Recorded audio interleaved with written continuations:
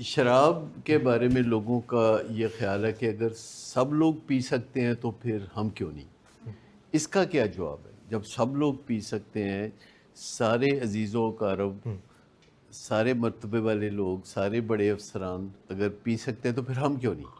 یہ سوال ہانٹ کرتا رہتا ہے کسی کو۔ آپ نے گولڈن ورڈز بولے ہیں، گولڈن، آپ کو پتہ ہے کہ نہیں، لیکن آپ نے گولڈن ورڈز بولے ہیں۔ میں چاہوں گا کہ یہاں جو پروفیشنل ہیں وہ اس پہ روشنی ڈالیں۔ کی سینٹنس جو ہے، جب میں شراب نہیں پی سکتا تو میں نہیں پیتا۔ جی، آپ میں سے کسی کو یہ فکرہ جو ہے اس سے دلچسپی ہوئی کہ انہوں نے کہا جب میں شراب نہیں پی سکتا تو میں اس کی رسپیکٹ کر دیتا ہوں کہ میں نہیں پیتا، جیسے جب میں گاڑی نہیں چلا سکتا تو میں گاڑی نہیں چلاتا۔ اگر کوئی ایک چھوٹا سا مسئلہ کسی کا کم ہے تو وہ لیس دین نہیں ہوتا۔ ہو سکتا ہے کہ جس سے وہ اپنے آپ کو لیس دین سمجھ رہا ہے اس میں کوئی اور چھوٹا سا مسئلہ ہو، جیسے کہ ڈائبٹیز کے مریض بھی یہ سوچتے ہیں کہ اگر چھوٹا سا جسم کا حصہ پینکریاز صحیح کام نہیں کرتا اور اگر یہ بات میں نے مان لی تو I'll be less than somebody، لیکن وہ جو somebody ہے اس کا بھی تو پتہ کرو نا کہ اس کو کیا مسئلہ ہے۔ تو ڈائبٹیز کے مریض بھی گھر میں کافی شور کرتے ہیں اور یہ کہتے ہیں کہ جب باقی لوگ کھیر کھا رہے ہیں، حلوہ کھا رہے ہیں، مٹھائیاں کھا رہے ہیں تو میں کیوں نہیں؟ سادہ سی بات جو بڑے سادہ لفظوں میں سمجھائی عثمان نے، اتنے خوبصورت ورڈز ہیں کہ جب میں ایک کام نہیں کر سکتا، سب سے پہلی بات یہ ہے کہ یہ ماننا کہ میں کوئی کام نہیں کر سکتا تو میں مان لوں، اور یہ آسان نہیں ہے۔ کسی بندے کو یہ آواز کہاں سے آتی ہے؟ اندر سے آواز آتی ہے، اور کئی بندوں کو ایسی آواز اندر سے آتی ہے جو صحیح نہیں ہوتی۔ کوئی بندہ کہتا ہے میرے ہاتھ گندے ہیں، وہ دیکھ رہا ہے کہ اس کے ہاتھ صاف ہیں، پر اس کو لگتا ہے میرے ہاتھ گندے ہیں اور وہ دھو ہی جاتا ہے، دھو ہی جاتا ہے، دھو ہی جاتا ہے۔ کوئی بندہ ایک چیز چیک کرتا ہے، وہ دیکھتا ہے کہ وہ ٹھیک ہو گئی چیک، پھر وہ چیک کری جاتا ہے، ری چیک کری جاتا ہے۔ کئی بندوں کے اندر سے آواز آتی ہے تم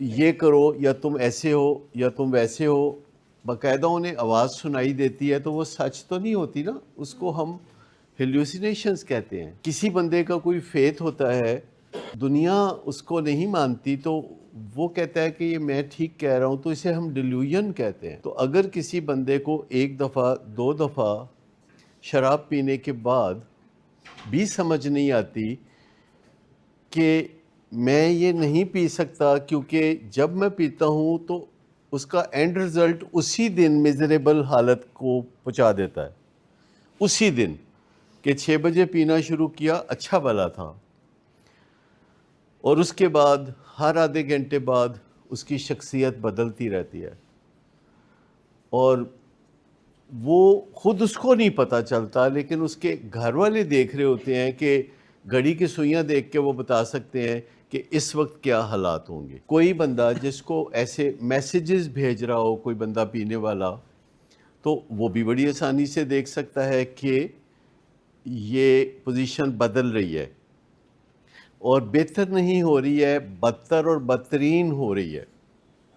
تو اس کے لیے کتنے کے تجربات کرنے کی ضرورت ہوگی کہ میں کر سکتا ہوں کہ میں نہیں کر سکتا، کوئی بھی کام میں کر سکتا ہوں کہ میں نہیں کر سکتا، کتنے کے تجربات کرنے کی ضرورت ہوگی، کیونکہ ساتھ ہی ساتھ اس کے برے نتائج نکل رہے ہیں، زندگی ڈس فنکشنل ہو رہی ہے، ریپوٹیشن خراب ہو رہی ہے، اور نقصانات ہو رہے ہیں، اور پورا گھر بے چین ہو رہا ہے، اور گھر میں تصادم ہو رہا ہے، ساتھ ہی ساتھ یہ چیزیں بڑھتی ہوئی نظر آتی ہیں۔ یہ بات سمجھ لینا کہ کیا میں نہیں کر سکتا، کیا بہت مشکل ہے؟ کوئی آپ میں سے بتائے کہ جو میں نہیں کر سکتا، کیا یہ جاننا بہت مشکل ہے؟ اچھا، ان فیکٹ یہ بہت مشکل ہے، اور یہ جاننے کے لیے 600 سال سے دنیا میں دعا مانگی جاتی ہے جس میں اس امپورٹنٹ نقطے کو ایڈریس کیا جاتا ہے کہ اے میرے خدا مجھے اتنا سکون دے کہ میں ان چیزوں کو تسلیم کر سکوں جنہیں میں بدل نہیں سکتا، اور مجھے ہمت دے کہ میں ان چیزوں کو بدل ڈالوں جنہیں میں بدل سکتا ہوں، اور مجھے عقل دے کہ میں دونوں کے درمیان فرق کر سکوں، یعنی جو میں کر سکتا ہوں یا جو میں نہیں کر سکتا۔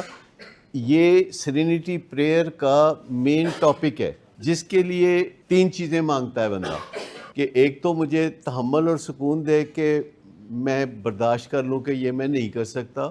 دوسرا مجھے ہمت دے کہ جو میں کر سکتا ہوں تو میں ادھر رخ کر لوں. اور تیسرا مجھے عقل دے کہ میں پتہ تو کروں کہ میں کر سکتا ہوں کہ میں نہیں کر سکتا. یہ سیرینٹی پریئر جسے سکون کی دعا کے نام پہ یاد کیا جاتا ہے ساری دنیا میں ایک بہت بڑا طبقہ ہے جن کی ساری زندگی اس اصول پہ چل رہی ہوتی ہے.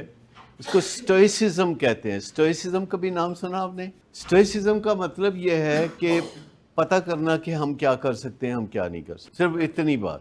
کوشش بھی کریں تو سمجھ میں نہیں آتا بعض اوقات. دیکھیں تقریباً سب لوگ اس طریقے سے مسئلے حل کرنے کی کوشش کر رہے ہوتے ہیں جس طریقے سے مسئلے حل کوئی نہیں ہو رہے ہوتے، پھر بھی وہ کری جاتے ہیں اسی طریقے سے، کیونکہ انسانوں کے اندر یہ ایک بنیادی کنفیوژن ہے. اب مجھے آپ میں سے کوئی بتائے جو تھوڑا بہت اے آئی کے ساتھ واقف ہے، کیا یہ جو ایمبیگوٹی ہے کہ میں کر سکتا ہوں کہ میں نہیں کر سکتا، یہ جو ایمبیولنس ہے کہ میں کر سکتا ہوں کہ نہیں کر سکتا، یہ اے آئی میں ہے؟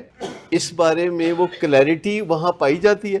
دیکھیے ان کے پاس جو ڈیٹا ہے اور ہمارے پاس بھی ڈیٹا ہے، پر ان کا جو ڈیٹا ہے وہ روشنی میں پڑا ہے اور ہمارا جو ڈیٹا ہے وہ اتنی زیادہ روشنی میں نہیں پڑا. اب یوں سمجھے کہ اے آئی والے کے گھر میں جو چیز جہاں بھی پڑی ہے وہاں تیز روشنی ہے، اور ہمارے گھر میں جو چیز جہاں بھی پڑی ہے وہاں اندھیرا ہے، اور ہمیں بڑی مشکل سے پتہ چلتا ہے اندھیرے میں کہ کون سی چیز کہاں پڑی ہے. تو اے آئی سے جب آپ پوچھیں تو اس کے پاس یہ کلیئرٹی ضرور ہوتی ہے کہ یہ جواب ہے کہ یہ جواب ہے، اور ہمارے پاس یہ کلیئرٹی نہیں ہوتی. کبھی ہمیں لگتا ہے یہ جواب ہے، تھوڑی دیر کے بعد لگتا ہے شاید یہ جواب نہیں ہے. کیونکہ جو ایڈکشن ہے یا الکوہلزم ہے، اس میں پہلا ہی ماڈیول ہے وہ اسی چیز سے ڈیل کرتا ہے کہ کبھی بندے کو لگتا ہے کہ مجھے ڈرگز چھوڑنے کی ضرورت ہے، کبھی بندے کو لگتا ہے نہیں مجھے ڈرگز چھوڑنے کی ضرورت نہیں ہے، کیونکہ کبھی اس کا دھیان جاتا ہے ان مصیبتوں کی طرف جو ڈرگز سے آتی ہیں، کبھی اس کا دھیان جاتا ہے اس مزے کی طرف جو ڈرگ سے آتا ہے. اور بھی زندگی میں ایسی چیزیں ہوتی ہیں جیسے میاں بیوی کا رشتہ. چند سالوں کے بعد میاں بیوی دونوں یہ کہنے لگتے ہیں کہ پتہ نہیں بسنا چاہیے آگے کہ نہیں، چلائیں کام آگے کہ بند کر دیں. آپ کا کیا حال ہے کہ کتنے پرسنٹ میاں بیوی کبھی نہ کبھی یہ ضرور سوچتے ہیں کہ وسنا چاہیے کہ نہیں وسنا چاہیے؟ شاید 100% تو ٹو مچ ہو.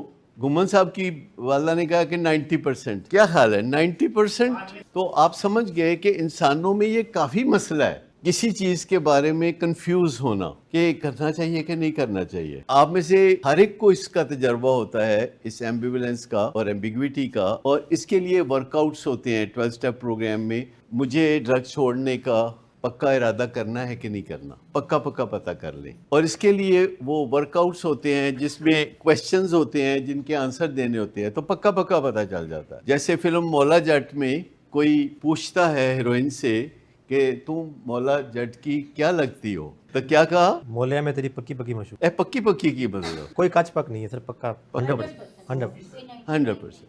ٹھیک، تو یاد رہے گا پکا. تو کسی چیز کا پکا پتہ ہونا بہت ضروری ہے، کیونکہ جو ہی ہم کنفیوز ہوتے ہیں تو ہمیں رستہ نہیں ملتا، پھر 4 قدم جاتے ہیں، پھر واپس آ کے تو دوسری طرف 4 قدم جاتے ہیں، تو پھر بات نہیں بنتی. بہت ساری چیزیں ایسی ہوتی ہیں جن کے بارے میں ہمیں کنفیوژن ہوتا ہے اور اس کو پتہ کرنا چاہیے. تو کیا ہم ڈرگز کر سکتے ہیں کہ نہیں، کیا ہم الکوہل کر سکتے ہیں کہ نہیں، اس کا پکا پتہ کیسے کریں؟ نہیں، دوسرے ڈرگ والوں کو دیکھیں تو وہ تو موج کر رہے ہوتے ہیں. میجورٹی جو ہے 80% جو ہیں ان کو ڈرگز کے نتیجے میں کچھ بھی بھگتنا نہیں پڑتا، ان کے حصے کا 20% بھگتتے ہیں، اور 20% میں سے بھی 4% زیادہ بھگتتے ہیں، 16% کم بھگتتے ہیں، 80% نہیں بھگتتے.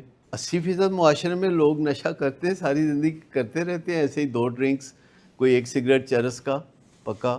مجھے یہ بتائیں کہ یہ جاننا کتنا مشکل ہو جاتا ہے کہ جب آپ کو 2 بندے ملتے ہیں جو نشہ کر کے سوٹ پہن کے تو افسری کر رہے ہیں، جب بندے کو کہیں دوسرا ایک بندہ نظر آتا ہے جو ایک ڈرونے خواب کی طرح نظر آتا ہے، تو کنفیوژن تو بنتا ہے. میں نے آپ کو بتا رہا کہ 80% کو تو کچھ بھی نہیں ہوتا. ویسے مجھے اکثر لوگ کہتے ہیں کہ آپ یہ بات نہ کیا کریں، لوگوں کو ڈرایا کریں یہ کہہ کے کہ جو بھی نشہ کرے گا برباد ہوگا. تو میں نے کہا کہ اگر میں غلط بات کروں گا تو میرا اعتبار نہیں ہوگا. 80% کو کچھ نہیں ہوتا، چاہے وہ شراب پئیں، چاہے وہ منشیات استعمال کریں.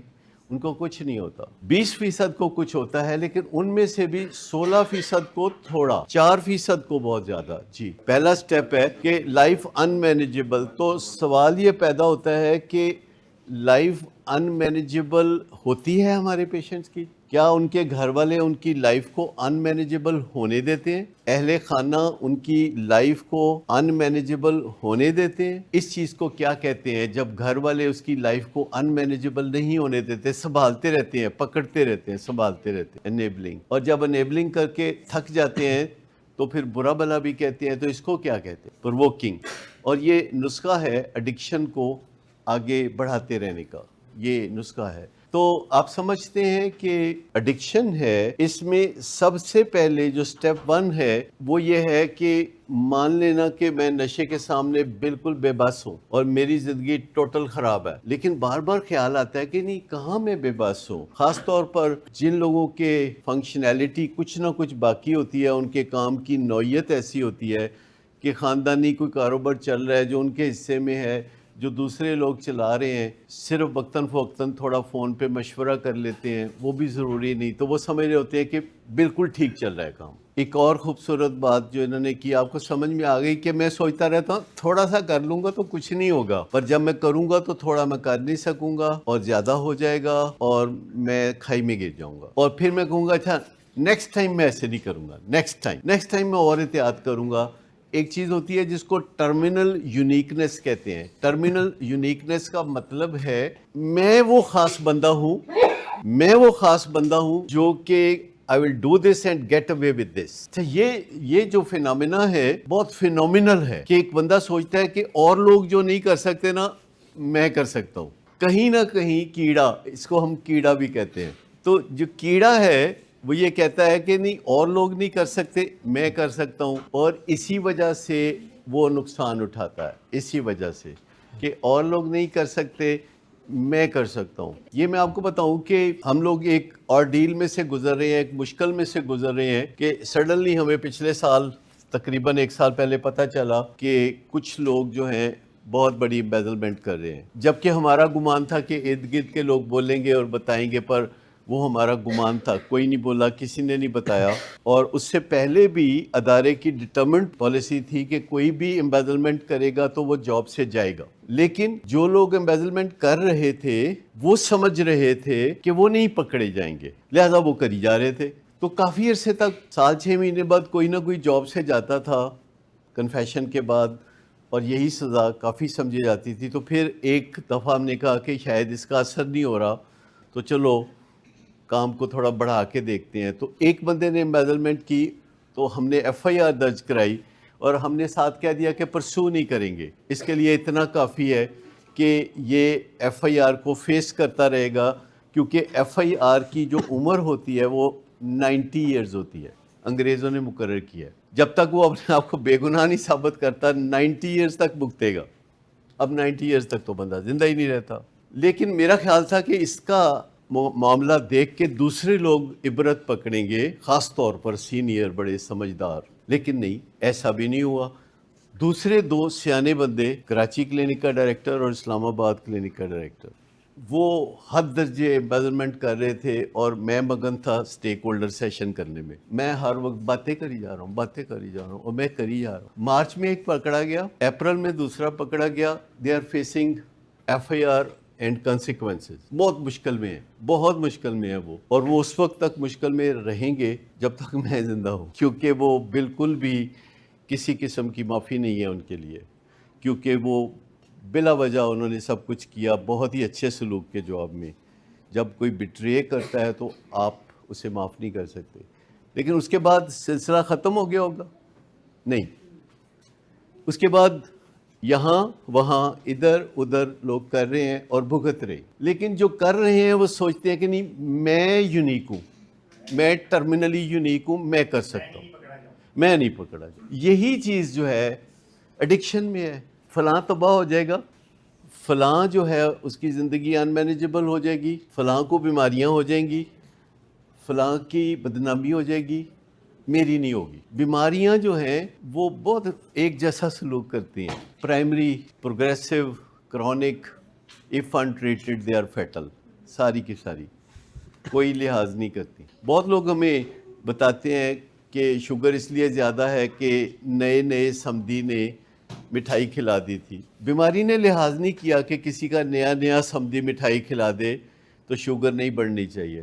بیماری کہتی ہے نیا سمدی ہو، پرانا ہو، باسی ہو، ادڑا ہوا سمدی ہو، اگر مٹھائی کھلائے گا اور آپ مٹھائی کھائیں گے تو شوگر بڑھے گی. بیماریاں نہیں سنتی، لیکن کہیں نہ کہیں ایک کیڑا ہوتا ہے ٹرمینل یونیکنس کا. ٹرمینل کا مطلب ہوتا ہے جو موت تک لے جائے. ٹرمینل النس، ٹرمینل ڈیزیز، اسی طرح ٹرمینل یونیکنس. یعنی مجھے فرق نہیں پڑے گا، میں الکوہل لے سکتا ہوں، جب باقی سارے الکوہل لیتے ہیں تو میں لے سکتا ہوں، لے کوئی نہیں سکتا. پر اس بات کا احترام کرنا بہت ضروری ہے کہ اگر میں کوئی کام نہیں کر سکتا تو میں کوئی کام نہیں کر سکتا. لیکن بہت دفعہ ہمارے پاس آتے ہیں لوگ الکوہلزم ٹریٹمنٹ کے لیے یا ایڈکشن ٹریٹمنٹ کے لیے، تو ان کے والدین بار بار کہہ رہے ہوتے ہیں کہ ڈاکٹر صاحب تمہیں نہیں پتہ ہے کڈا لائک ہے. میں نے کہا نہیں، مینوں پتہ ہے کڈا لائک ہے، آپ بتا رہے ہیں مجھے کہ یہ اتنا پڑھا لکھا ہے، یہ اتنا کامیاب ہے، یہ اتنا ہائی اچیور ہے، مجھے پتہ ہے. اصل میں وہ کیا یہ کہنا چاہ رہے ہوتے ہیں کہ یہ اتنا لائک فائک آدمی ہے، اس کو الکوہلزم نہیں ہو سکتا. یہی کہہ رہے ہوتے ہیں نا. اور وہ خود بھی کہہ رہا ہوتا ہے کہ ڈاکٹر صاحب مجھے الکوہلزم کیسے ہو سکتا ہے، میں تو اتنا لائک فائک ہوں، میں تو اتنا ہائی اچیور ہوں. تو اس کا دوسرے لفظوں میں مطلب کیا ہے؟ جب کوئی یہ کہتا ہے کہ فلاں اتنا لائک ہے تو اس کو الکوہلزم کیسے ہو سکتا ہے؟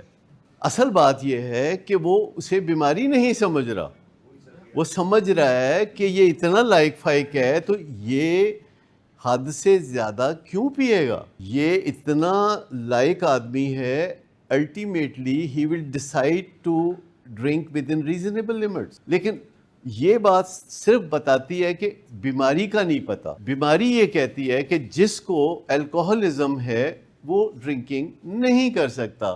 اگر وہ ڈرنکنگ کرے گا تو اس کے جسم کے اندر ایلڈیہائڈ بنے گی، جو کہ ایک زہریلا مادہ ہے، جو کہ عقل کو معوف کر دینے والا ہے، جو ہمارے شعور کو مدھم کر دینے والا مادہ ہے، جو سوچوں کو روک دینے والا مادہ ہے.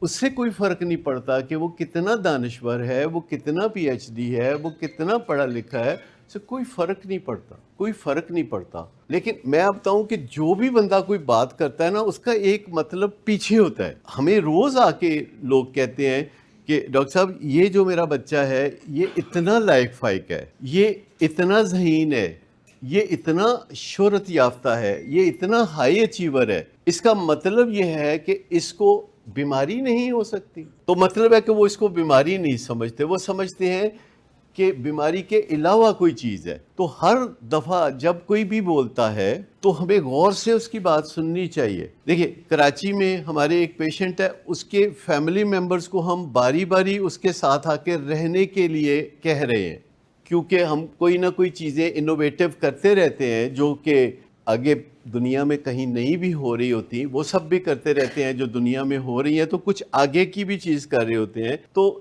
ایک کراچی میں پیشنٹ ہے کہ جس کے والد کو کہا ساتھ رہنے کے لیے اور وہ 7 دن ساتھ رہے. اس کی والدہ نے آ کے 5 دن رہنا تھا، لیکن انہوں نے کہا کہ والدہ کی بجائے بیوی کو اور بچوں کو پہلے رکھ لیں کیونکہ وہ خواہش مند ہے کہ وہ پہلے آ کے رہے. تو بیوی بچے آ کے رہے، 5 دن کے لیے رہنا تھا، 2 دن میں ہی بھاگ گئے. انہوں نے کہا کہ نہیں یہاں تو پابندیاں بہت ہیں، تو ہم تو پابندیوں میں نہیں رہ سکتے، ہمیں تو موبائل چاہیے، ہمیں تو فوڈ آرڈر کرنا ہے بار بار مارکیٹ سے، ہمیں تو کبھی باہر جانا ہے کبھی اندر آنا ہے. تو ہم نے کہا نہیں، ساتھ داخل ہونا ہے. حالانکہ فادر کو ہم نے کہا کہ آپ سویرے 11 بجے جا کے شام 7 بجے آ جائے، کیونکہ وہ بزنس مین ہے. وہ بیوی چلی گئی، بچے چلے گئے، تو ماں باپ آج سے پھر آ گئے، تو اگلے 8 دن انہوں نے اور رہنے. آپ میں سے کوئی بتا سکتا ہے کہ ہم ایسا کیوں کر رہے ہیں؟ کیونکہ جب ہم یہ فرض کر لیتے ہیں نا کہ آپ کو پتہ ہی ہوگا تو پرابلم ہوتا ہے. آپ اور میں سارا دن یہ پرابلم فیس کرتے ہیں. مجھے بتائیے کہ آپ لوگوں کو کچھ کہتے ہیں تو آپ سمجھتے ہیں کہ اس کو پتہ ہی ہو گئی اس کی وجہ. جب ہم گھروں میں ایک دوسرے کو کچھ کہہ رہے ہوتے ہیں، جب ہم اپنے بچے کو کہہ رہے ہوتے ہیں کہ بیٹا پڑھو پڑھو پڑھو، تو ہمیں خیال ہوتا ہے کہ اس کو پتہ ہوگا کہ پڑھنے سے کیا ہوتا ہے.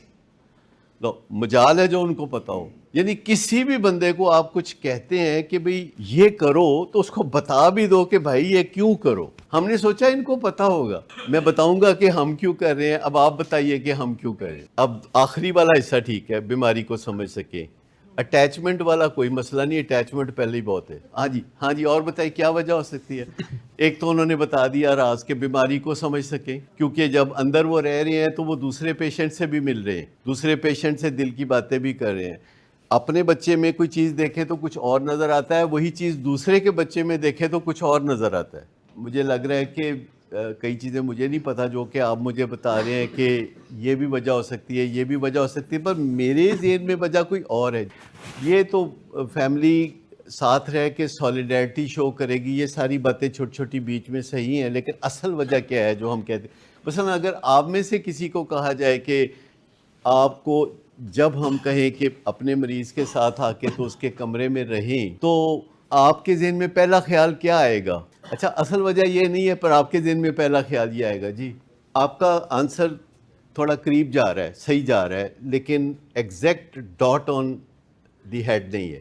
جی, فیملی کو ریلائز ہو سکتا ہے ایسا ہی ہو, لیکن ہم نے یہ جو کشٹ کیا ہے, جو بہت مشکل ٹیسٹ ہے کہ کسی, اگر آپ فلمیں دیکھیں دنیا میں, امریکہ میں, ہالی ووڈ میں فلمیں بنتی ہیں ایڈکشن پہ, الکوہلزم پہ, تو آپ دیکھتے ہیں کہ وہاں کتنا مشکل ہے کہ اس ایریے میں فیملی کا جانا جس ایریے میں پیشنٹ رہتا ہے. وہ لکھا ہوتا ہے ایک جگہ کہ پیشنٹ کی فیملی بس یہاں تک, جبکہ یہاں پیشنٹ کے کمرے میں فیملی جاتی ہے.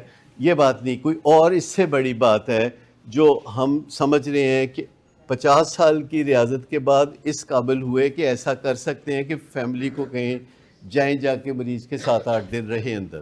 اور کیا وجہ ہو سکتی ہے ان کے بھاگ جانے کی؟ یہ جو آپ نے کہا یہ تو ہے نہیں, انہوں نے آتے ہی کافی یہ کچھ کیا, وعدے کے باوجود وہ فون اندر لے گئے, اسکرینیں اندر لے گئے, اور میں نے کہا یہ باہر میں جو آئے تو انہوں نے کہا کہ میری بچی 2 سال کی میرے ساتھ ہے, اگر میں اس سے یہ اسکرین لے لوں گی تو وہ بہت دھمال ڈالے گی. تو انہوں نے کہا جی بہت دھمال ڈالے گی. تو میں نے کہا کہ پھر آپ گاڑی منگوائیں اور گھر چلے جائیں. پھر انہوں نے کہا اچھا فون جمع کرا دیتے ہیں. پھر انہوں نے اپنا پرائمری جو فون ہے وہ رکھ لیا, سیکنڈری فون جمع کرا دیا. شیم ہیلنگ ہے, ہاں دیٹس آلسو ٹرو, کہ اندر رہنے سے, دوسرے پیشنٹ سے ملنے سے وہی چیز اپنے بچے میں اور طرح نظر آتی ہے, وہی چیز دوسرے بچوں میں اور طرح نظر آتی ہے. میں آپ کو بتاؤں کہ اگر میرے ماموں رشوت لیتے ہیں تو وہ کوئی نہیں لیتے رشوت, اگر آپ کے ماموں رشوت لیتے ہیں تو وہ رشوت لیتے, ٹھیک ہے نا. اچھا, اور بتائیے اصل وجہ بتائیے. آپ کی ڈائریکشن صحیح ہے, پر جسے کہتے ہیں نا, بالکل جسے کہتے ہیں کھانا پکا کے تو اوپر سجاوٹ کر کے تو پیش کر دینا, وہ نہیں بھی ہوا. بس کھانا ٹھیک ہے, پیچھے باتیں سب آپ لوگ ٹھیک کر رہے ہیں, اور مجھے ایلومینیشن ہو رہی ہے, آگاہی ہو رہی ہے. کیوں ان کو کہیں ساتھ رہو 8 دن؟ لیکن میں آپ کو بتاؤں کہ ہم صرف اس لیے رکھتے ہیں کہ ہم دیکھ لیں کہ یہ فیملی پیشنٹ سیف ہے کہ نہیں, پیشنٹ کے لیے فیملی سیف ہو گئی ہے کہ نہیں. یعنی ایک کانسیپٹ ہے جسے ہم کہتے ہیں پیشنٹ سیف ہونا. ہمارے جو پروفیشنلز بھی آتے ہیں تو آتے ہی ان کو ہم کام کرنے کی اجازت نہیں دیتے, کیونکہ they are not patient safe, patient کے لیے محفوظ نہیں ہوتے. سوسائٹی میں تمام لوگ اچانک پیشنٹ کے لیے سیف نہیں ہوتے, چاہے وہ پولیس والے ہوں, چاہے وہ ڈاکٹرز ہوں, چاہے سائیکالوجسٹ ہوں, چاہے فیملی ممبر ہوں, چاہے دوست ہوں, چاہے محلے دار ہوں, چاہے کوئی بھی ہوں. پیشنٹ کے لیے محفوظ انسان بننا جو ہے وہ بہت زیادہ لرننگ ریکوائرڈ کرتا ہے. ہمارے پاس جو کل یا لیٹسٹ کوئی پروفیشنل آیا, کیا آپ کے خیال میں وہ پیشنٹ سیف ہے؟ مجھے بتائے کہ کسی بھی پیشنٹ کو جب پتہ چلتا ہے کہ یہ بندہ کل آیا ہے تو وہ دیال سب جانتے ہیں. آپ نے کبھی نوٹ کیا؟ وہ کہتے ہیں اسی سے سیکھنا ہے, اسی سے سیکھنا ہے. مجھے بتائیے کہ کس کے پاس پیشنٹ نہیں جانا چاہتا, اور وہ کون ہے؟ نہیں جی, سیفٹی کی بات ہو رہی ہے کہ سیف کون ہے, کون ہے جو مجبور ہو جاتا ہے, کون ہے جو پیشنٹ کی بات مان لیتا ہے. جو میں فادر کو کہہ رہا ہوں کہ انہوں نے بڑے اچھے 7 دن گزارے, ان کو میں نے کہا ہوا تھا کہ آپ اپنا فون پاس رکھیے گا, آپ کو میں نے بہت اچھی ٹریننگ دی ہوئی ہے, آپ اپنا فون پاس رکھیے گا اور اپنی بزنس کالز لیجئے گا, لیکن اپنے بیٹے کو آپ نے فون کالز نہیں کرانی ماں سوا کسی بزنس مین سے جو ان ریلیٹڈ ہو. ماں سوا کسی بزنس مین سے آپ نے بات کرا دینی ہے جو کہ ان ریلیٹڈ ہو, آپ کا رشتہ دار نہ ہو. لیکن آپ نے کسی فیملی ممبر سے اپنے بیٹے کی بات نہیں کرانی. انہوں نے 6 کالیں کرائی, اور 6 کالیں جو انہوں نے کرائی تو مجھے کیسے پتا چلا؟ آپ میں سے کوئی بتا سکتا ہے؟ مطلب ہے وہ کسی بندے نے بتائی. چلے بتائیں کس نے بتائی؟ کسی سٹاف ممبر نے نہیں بتائی, فادر نے بھی نہیں بتائی, جس نے کوتاہی کی اس نے بھی نہیں بتائی. اس کی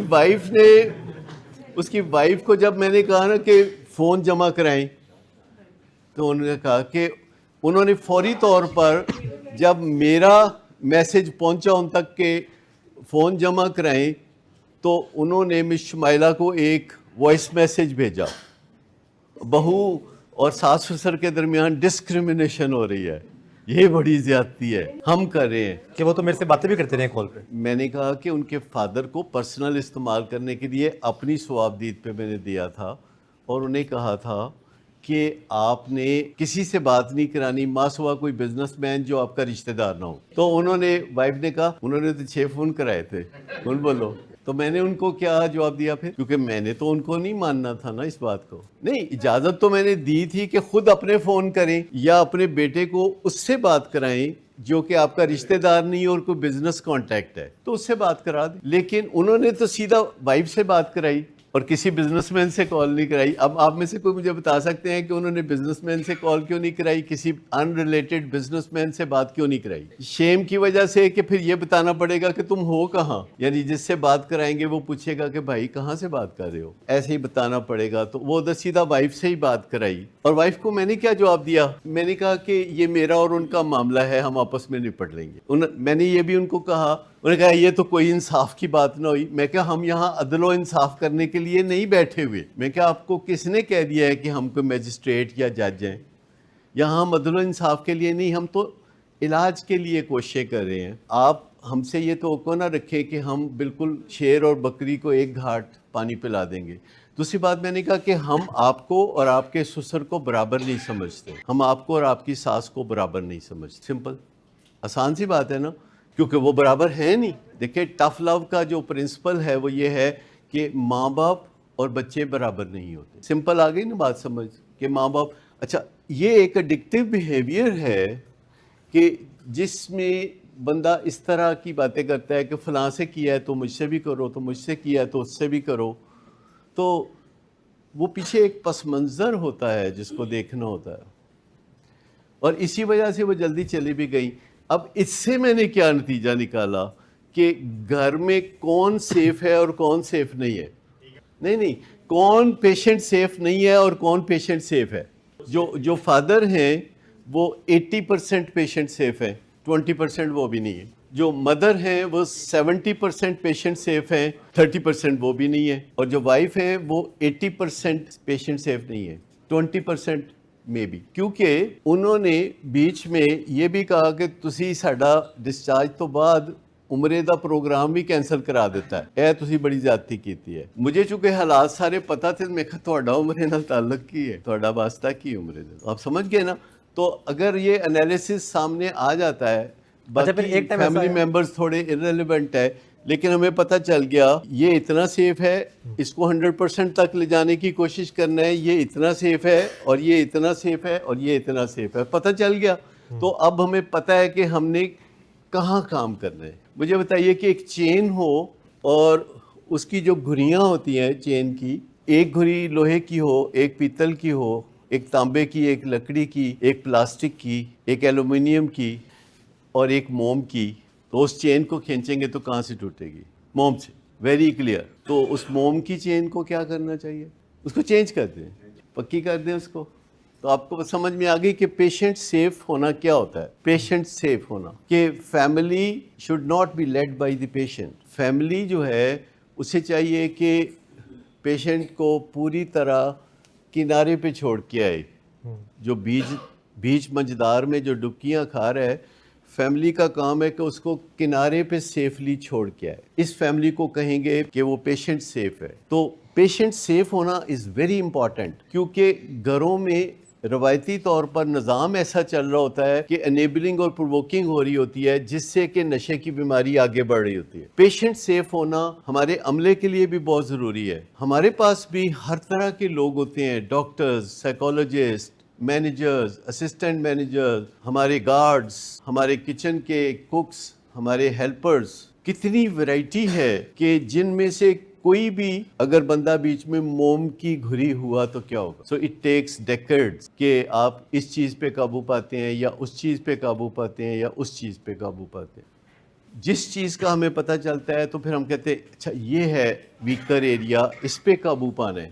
تو اگر فیملی کو پتہ چلے کہ یہ ہے ہماری ویکنس, تو چھوٹی موٹی چیزیں جو ہیں وہ فیملی فوراً وائلیشنز کرنے کے لیے تیار ہو جاتی ہے. وہاں رہتے ہوئے فادر کے پاس یہ بھی اختیار تھا میری طرف سے کہ جمعے کی نماز اس کو آپ جہاں چاہیں جا کے پڑھا لیں. تو انہوں نے پڑھائی ٹھیک لے کے آئے, اور بھی کئی چیزیں تھیں وہ اس میں پاس ہو گئے. لیکن وائف نے تو آ کے دمالی شروع کر دی, اور مجھے کتنی دفعہ ان سے بات کرنی پڑی.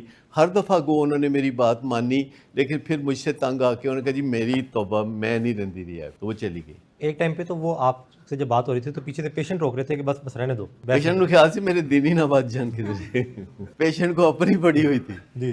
لیکن آپ کو سمجھ لگی کہ ایک چیز ہوتی ہے, ایک کانسیپٹ ہوتا ہے پیشنٹ سیف, اور آپ کی فیملی میں کچھ لوگ ہوتے ہیں جو پیشنٹ سیف ہوتے ہیں, کچھ لوگ پیشنٹ سیف نہیں ہوتے. ہمیں بس یہی فکر کھائی جاتی ہے. پیشنٹ سے ابھی ہم اتنی توقع نہیں رکھتے, اتنی توقع ہم ماں باپ سے رکھتے ہیں, اتنی توقع ہم اپنے آپ سے رکھتے ہیں کہ یہ جو کمزوریاں ہیں, یہ جو ویک پوائنٹس ہیں, ان کو پلگ کر دیں. یہ تو ہمارے نوٹس میں ہے اور اس پہ تو کام ہم کرتے رہیں گے, آؤٹ ڈور میں بھی اور شروع کر دیا کام. ایک بات بتاؤں کہ جو آپ نے یاد رکھنی ہے کہ جب خامد کوئی ایسا کام کرتا ہے جو ٹھیک نہیں ہے تو بیوی اس کی اس کمزوری کا فائدہ اٹھاتی. یہ یاد رکھیے, گھر کا سربراہ کوئی ایسا کام کرتا ہے جو ٹھیک نہیں ہے تو اس کی رعایا جو ہے, اس گھر میں رہنے والے جو لوگ ہیں, وہ اس کا نجائز فائدہ اٹھائیں گے. لہذا سربراہ کو یہ سوچ لینا چاہیے کہ مجھے کیا کرنا ہے کیا نہیں کرنا.